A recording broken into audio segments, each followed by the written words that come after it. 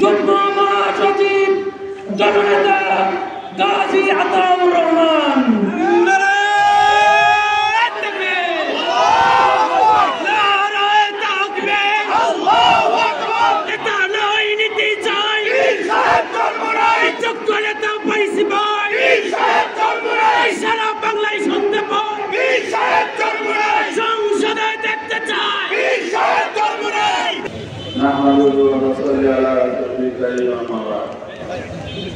ইসলামী আন্দোলন বাংলাদেশ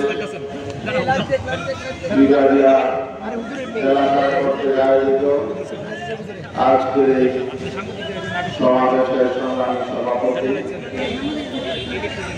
উপস্থিত ইসলামী আন্দোলন বাংলাদেশের বিভাগীয় জেলা শাখা নেতৃবৃন্দ, অন্যান্য বন্ধুপ্রতি সংগঠনের নেতৃবৃন্দ, আমাদের সহযোগী এবং অঙ্গ সংগঠনের নেতৃবৃন্দ, সাংবাদিক বন্ধুগণ ও আমার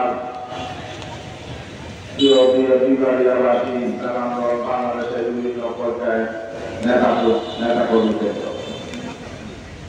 আমি শুরুতে আপনাদেরকে ধন্যবাদ জানাই, মোবারকবাদ জানাই।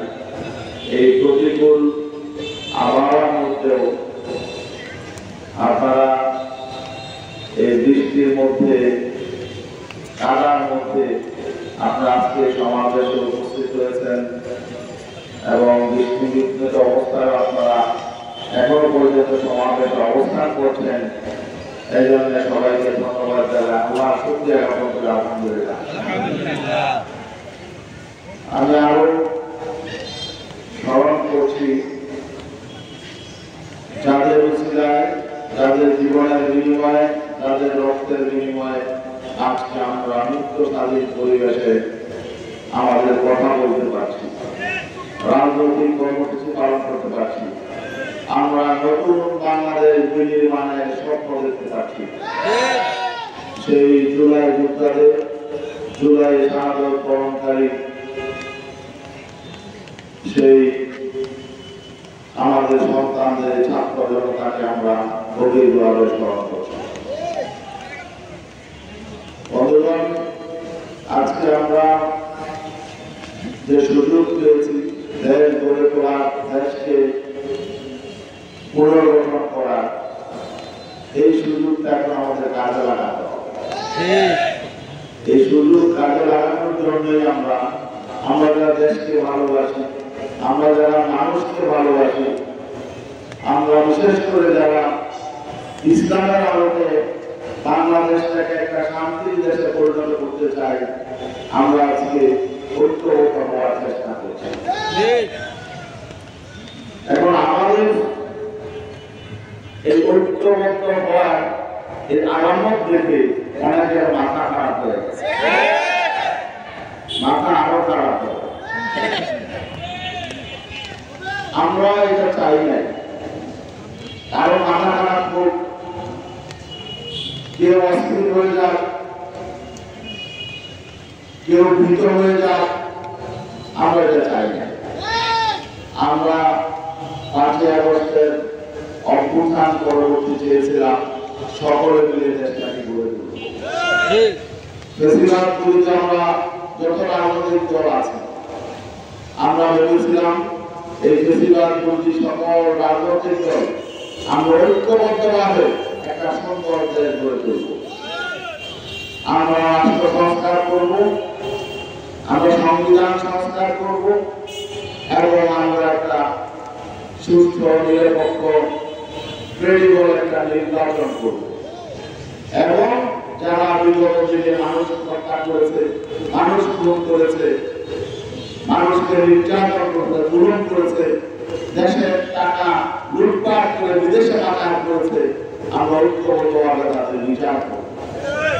আমরা এমন একটি স্বপ্ন নিয়ে, এমন একটি প্রত্যাশা নিয়ে আমরা সকলেই পজিটিভ রাজনীতি করার চিন্তা করেছিলাম, কিন্তু দুর্ভাগ্যজনক বাস্তবতা হলো 5ই আগস্টের পরে আমরা বিভক্ত হয়ে গেছি।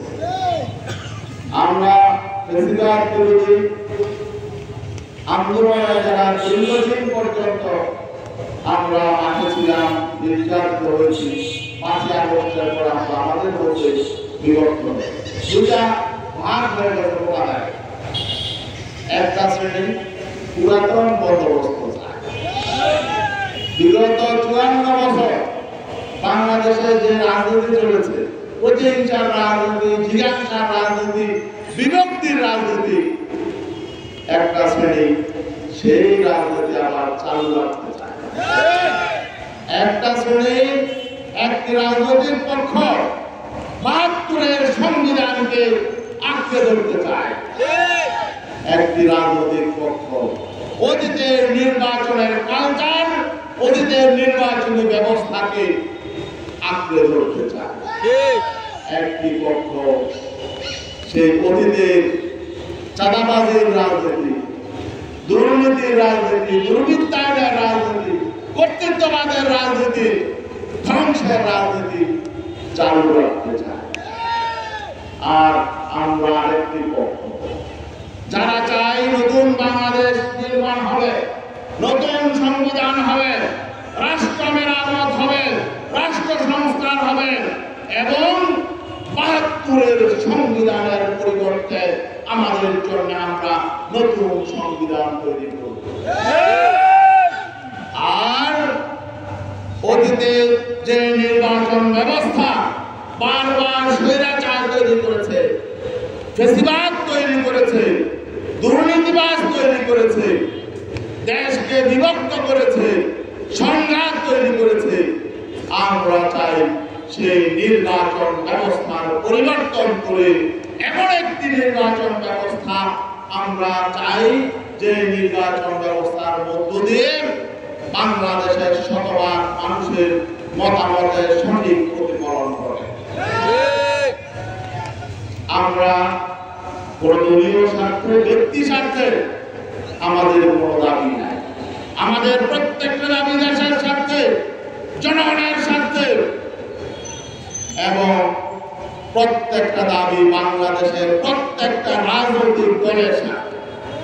কেন বললাম অন্য রাজনৈতিক দলের স্বার্থে? আমরা কেন বললাম?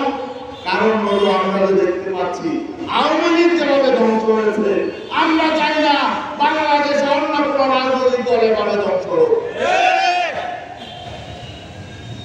আমরা চাই যারা গঠনমূলক রাজনীতি করে, ফ্যাসিবাদ বিরোধী আন্দোলনে যাদের অবদান ছিল, আমরা চাই সবগুলো রাজনৈতিক দল নিয়ে আমরা বাংলাদেশ গড়ে তুলি। কিন্তু আমরা দেখতে পাচ্ছি আমাদের এই যে দরুদি আহ্বান, এই যে আমাদের সকলের প্রতি সমান সুযোগ তৈরির যে আহ্বান, এই আহ্বানটাকে একটি পক্ষ তারা ভাবছে, তারা মনে করছে এবং তারা ঘোষণা করছে আমাদের চিন্তা নাকি দেশ বিরোধী, আমরা নাকি নির্বাচন বিরোধী। আজকে বিএনপির এক নেতা টুপি মাথায় দিয়ে বলে, অন্য ধরনের মাথায় দিয়ে টুপি, বিএনপির নেতারা তো বলে আমাদেরকে যারা আমরা ইসলামী রাজনীতি করি, ইসলাম প্রতিষ্ঠার কথা বলি, তারা তো বলে আমাদেরকে পাকিস্তানে, আফগানিস্তানে পাঠায় দিবে। এই নেতা আমার ভিন্ন কথা বললেন। এই নেতা বললেন যে ইন্ডিয়া নাকি এই দেশের টুপিওয়ালা এবং পাঞ্জাবিওয়ালাদেরকে তাদের পক্ষে কাজে লাগায়। ইন্ডিয়া টার্গেট করে তাদের পক্ষে কাজ করার জন্য তাদেরকে টুপিওয়ালা এবং পাঞ্জাবিওয়ালাদেরকে, দেখেন তাদের মধ্যে নিজেরাই আসলে আউড়ায় গেছে, কি বলবে না বলবে। এক পক্ষ বলতেছে আমাদেরকে আফগানিস্তান, পাকিস্তান পাঠায় দেওয়ার জন্য, আবার আরেক শীর্ষ নেতারা বলছে, আরেক পক্ষ বলছে কি ইন্ডিয়া নাকি টুপিওয়ালা পাঞ্জাবিওয়ালাদেরকে টার্গেট করছে তাদের পক্ষে কাজ করার জন্য। তা আমরা আফগানিস্তান যাব, পাকিস্তান যাব, আমার ইন্ডিয়ার পক্ষেও আছি, তারা দেশপ্রেমিক কারা দেশে আমরাই। এই যে এগুলো তো শেখ হাসিনা বিভিন্ন দিন বলেছিল, তাই না? ওদিকে শেখ হাসিনা আমাদেরকে পাকিস্তান পাঠাইতে চাইছিল, আফগানিস্তান পাঠাইতে চাইছিল, বাংলাদেশে এত নির্যাতন স্বাধীনতা পরবর্তী সবচাইতে বেশি নির্যাতনের বৈষম্যের শিকার হয়েছে ইসলামপন্থী শক্তি থেকে। এত নির্যাতন করেছে, নিপীড়ন করেছে। একজন টুপিওয়ালা দাড়িওয়ালা ইসলামপন্থী যারা রয়েছেন, একজন কি পাকিস্তান পালিয়েছে? পালায় নাই, কেউ পালায় নাই। কিন্তু আমরা যাদেরকে ভারতের দালাল বলতাম, তারাই কিন্তু ভারতে পালিয়ে গেছে। এখন সেই বয়ান, সেই শেখ হাসিনার বয়ান আবার নতুন করে আবার যারা এখানে চালু করার চেষ্টা করছে, এটা কিন্তু বুমেরাং হয়ে গেছে। ঢাকা বিশ্ববিদ্যালয়ের ফলাফলের প্রমাণ করে দিকে যা। এই জন্য আমার ওই যে একজন টুপিওয়ালা বয়সের মাথায় দেয়, তিনি কিন্তু আমার বয়ান চেঞ্জ করে বলাইছে। দেখছে যে পাকিস্তান আফগানিস্তান বললে এটা বুমেরাং হয়, তাদের বিপক্ষে চলে যায়। এই জন্য তিনি আবার এখন ভারতপন্থী বানানোর চেষ্টা করছেন। লাভ হবে না, কারণ এই টুপিওয়ালা দাড়িওয়ালা পাঞ্জাবিওয়ালাদেরকে এই দেশের মানুষ শত বছর যাবত দেখছে, হাজার বছর যাবত দেখছে। আমরা এই সত্যিকারের দেশপ্রেমিক, ইসলামী শক্তি হলো বাংলাদেশের স্বাধীনতা সার্বভৌমত্বের রক্ষা কবচ। ইসলাম না থাকলে, ইসলামী শক্তি না থাকলে এবং আমাদের যুবকদের অন্তরে ইসলামের চেতনা না থাকলে বাংলাদেশের সীমান্ত থাকবে না। অতএব আপনারা যারা আজকে ক্ষমতার জন্য পাগল হয়ে গেছেন, আমরা তো বলছি না যে আপনাদেরকে ক্ষমতা দিব না, ক্ষমতা দিব, ক্ষমতা আপনারা যান, সমস্যা নেই। সেই ক্ষমতায় আপনারা যান জনগণের সমর্থন, চুরি বাটপারি করে, সন্ত্রাসী করে, ভোট চুরি করে এবং তামাশার নির্বাচন করে যেতে চান কেন? মানুষ যাতে সঠিক ভোট দিতে পারে। এবং আমরা এমন একটি পদ্ধতির কথা বলেছি, যেই পদ্ধতিতে সকলের ভোট সমানভাবে মূল্যায়িত। এটা একটা বৈষম্য বিরোধী পদ্ধতি। কারণ বর্তমানে প্রচলিত পদ্ধতি, বাংলাদেশে যে পদ্ধতি নির্বাচন হয়ে আসছে, সেখানে কি হয়, একজনে ভোট দিয়ে আনন্দ করে, ফুর্তি করে, লাফালাফি করে এবং তার কেন্দ্রে পাস করলে আরেকজনকে আক্রমণ করে। ঠিক না? একজনে ভোট দিয়ে আনন্দ করে, আরেকজনের ভোট দিয়ে শঙ্কিত হয়ে যায় এবং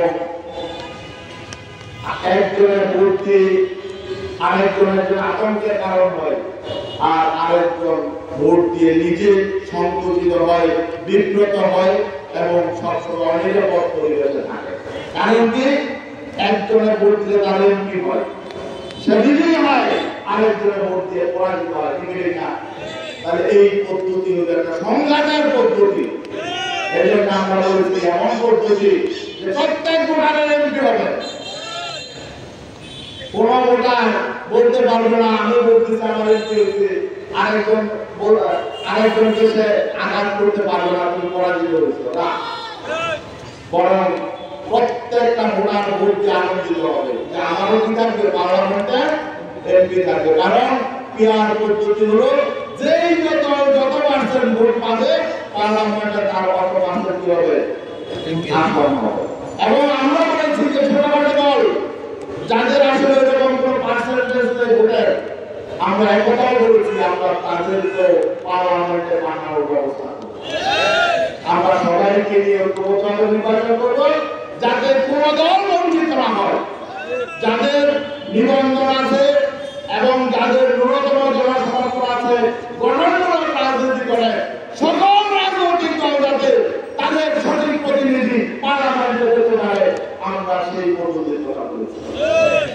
এখন এটা সমস্যা কি, এটা তারা বুঝে না। পিআর পদ্ধতি কি, এটা একটা বড় রাজনৈতিক দল তারা বুঝে না।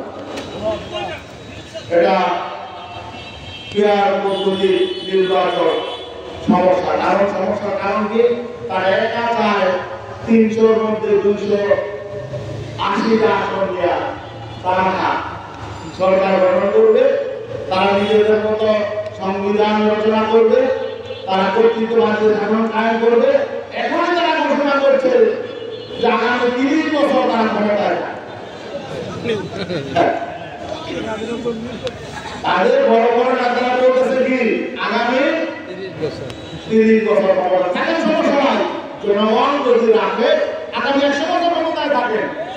কিন্তু আমরা তো দেখতেছি অন্য বিষয়, আপনারা আগামীবার ক্ষমতায় যাইতে পারবেন কিনা এটা একটু ভালো করে হিসাব করে দেয়। আমরা এমন একটি পদ্ধতির কথা বলেছি, সকল রাজনৈতিক দলের জন্য টেকসই পদ্ধতি, দেশের জন্য টেকসই পদ্ধতি। আমরা সংঘাত চাই না, সহিংসতা চাই না, সমঝোতা সমন্বয় রাজনীতি চাই। এই জন্য পিআর পদ্ধতি নির্বাচন করেছি। যদি বিএনপি তাদের দলটাকে টিকিয়ে রাখতে চায়, আমার মনে হয় তাদের উচিত এখন পিআর পদ্ধতির দাবি নিয়ে মাঠে না। কারণ 5 তারিখের উপর সবচেয়ে বেশি ক্ষতিগ্রস্ত হয়েছে তারা। তাদের দল সবচেয়ে বেশি ক্ষতিগ্রস্ত হয়েছে, কারণ তাদের প্রায় 2 শতাধিক নেতা কর্মী নিজেরা মারামারি করে ঘোরাঘুরি করে মরেছে। তাদের প্রায় 10,000-এর বেশি নেতা কর্মীকে বহিষ্কার করতে হয়েছে। কেন বহিষ্কার করলেন নেতা কর্মীদেরকে? তাহলে এটা আমরা ধন্যবাদ জানাই, কারণ তারা এই তাদের দুর্নীতি এবং সন্ত্রাসী কর্মকাণ্ড, চাঁদাবাজির দায় তারা স্বীকার করে নিয়েছে। কিন্তু এই 10,000 নেতা কর্মী তারা বহিষ্কার করেও কিন্তু দলকে সঠিক পথে আনতে পারে না। এই জন্য আমরা বলছি আমাদের দাবি আপনারা মেনে নেন, দলটাও বাঁচবে, দেশটাও বাঁচবে, দেশের মানুষও বাঁচবে। আলহামদুলিল্লাহ জনগণ এখন কিছুটা বুঝতে পারছে যে আসলে অতীতে যারা মনোপলি রাজনীতি করেছে তারা দেশকে ধ্বংস করেছে, দেশের অর্থনীতিকে ধ্বংস করেছে। এবং আমাদের নতুন প্রজন্ম সবচেয়ে বেশি বুঝতে পেরেছে, যারা নতুন ভোটার তারা বুঝতে পেরেছে অতীতে তারা প্রতারিত হয়েছে। তাদের ভবিষ্যৎ অতীত যারা ছিল তাদের বাপ-দাদারা প্রতারিত হয়েছে। নতুন প্রজন্মের জন্য এই মনোপলি রাজনীতির বিরুদ্ধে দাঁড়িয়েছে। নতুন ভোটাররা তারা আগামীতে অতীতে যারা ক্ষমতায় ছিল এই ব্যর্থদেরকে আর ক্ষমতায় আনবে না। কারণ অতীতে যারা ক্ষমতায় ছিল, 4-5 ক্ষমতায় ছিল, তাদের নতুন কিছু দেওয়ার নাই, তাদের নতুন কিছু বলার নাই। তারা তাদের রাজনীতি কি, তাদের অর্থনীতি কি, তাদের সংস্কৃতি কি, এটা অতীতে বারবার আমরা দেখেছি এবং তারা ভবিষ্যতে কি করবে এখন আমরা দেখছি, ঠিক না? এই জন্য পরিবর্তন প্রয়োজন। আর পরিবর্তনের জন্য দেশের কোনো ইসলামী শক্তি আবার ঐক্যবদ্ধ হচ্ছে ইনশাআল্লাহ। আগামী নির্বাচন হবে, একদিকে দেশপ্রেমিক ইসলামী শক্তি থাকবে, আর একদিকে থাকবে দুর্নীতিবাজ চাঁদাবাজ শক্তি। আশা করি দেশপ্রেমিক শক্তিকে জনগণ বিজয়ী করার জন্য ঐক্যবদ্ধ হবে ইনশাআল্লাহ। আমরা এখনো পর্যন্ত গঠনমূলকভাবে আমাদের দাবিগুলো উপস্থাপন করে যাচ্ছি। আমরা অল্প কিছুদিনের মধ্যে এটা ক্লাস করে নেবো। আমাদের সর্বশেষ দাবি হলো, যারা অন্তর্বর্তী সরকারে আছেন আপনারা যে ওয়াদা করে ক্ষমতায় এসেছেন আপনাদের ওয়াদা পূরণ করুন। আপনারা বলেছিলেন সংস্কার করবেন, আপনারা বলেছিলেন বিচার করবেন, আপনারা বলেছিলেন একটি গ্রহণযোগ্য নির্বাচন দিবেন। কিন্তু আমরা সংস্কার এখনো পর্যন্ত কার্যকর দেখছি না, বিচারিক প্রক্রিয়া আমরা পরিচালিত দেখছি না। আর আপনারা যে সুষ্ঠু নির্বাচন দিতে পারবেন তারও আমরা কোনো গ্যারান্টি পাচ্ছি না। অতএব আমরা চাই আপনারা আপনাদের ওয়াদা মতো আপনারা কাজ করুন, তাহলে আমরা আপনাদের সহযোগিতা দিয়ে যাবো। আমরা আপনারা নির্বাচন করবেন। এই বলে শেষ করছি। সবাইকে ধন্যবাদ। আসসালামু আলাইকুম।